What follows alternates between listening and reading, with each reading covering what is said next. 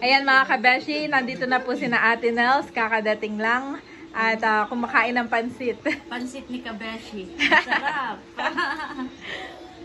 Kain lang po. Thank you nga pala ate sa mga pasalubong mo. Meron po siyang dala na favorite natin, sinantol, na hindi tinipid sa mga hipon. Lalaki. Excited na akong tikman ito. Tapos meron din pong dala na, ito po ay fern, pako, mga pako. Bubuksan natin para... Sige po. Ito po ay gagawin natin mamayang salad. Wow! At naano mo na rin ate, no? Nagutay na. Nagutay na ni para ate mamaya Nels. titimplahan na lang. Ito yung na-miss ko talaga. Ito yung walang pako. So ito yung mamaya ay gagawin ni ate Nels na pako salad. Titimplahan na lang. May dala silang bigas. May dala rin pong bigas. lang nadala namin. Thank you ate and bossing sa bigas. Ito galing kay Ma'am.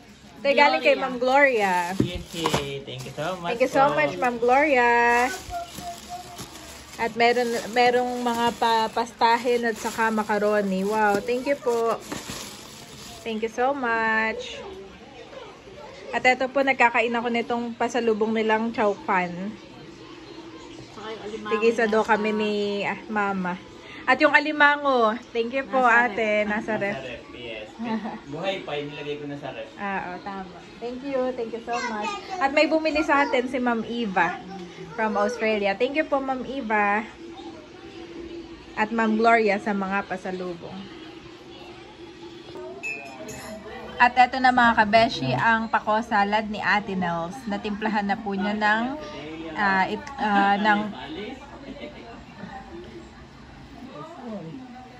natimplahan na po niya ng sibuyas at napigaan ng kalamansi at nilagyan ng itlog at boiled egg, saka ito pong itlog na pula at pati po century tuna. Excited nang kumain si Andres. Yes, Andres? Kain po tayo. Bali, wala lang po kaming kamatis at hindi na nakabili. Excited na akong tikman.